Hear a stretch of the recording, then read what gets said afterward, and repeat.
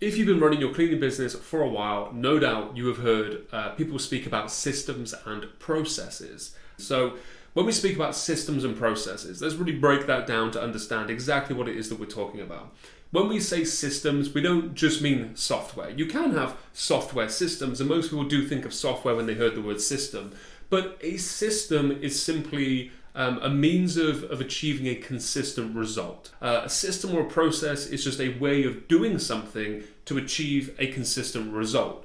So your systems and your processes in your business are centered around results. Now, that result could be anything. It could be a number of leads that you want to generate. It could be the way that you handle a resolution with a customer. The result could be retaining that client and fixing the problem. Systems and processes really span across all areas of the business, from operations to finances to sales to marketing to leadership to operations to logistics, all of those things and more. Your systems and your processes really outline how you do things in the business.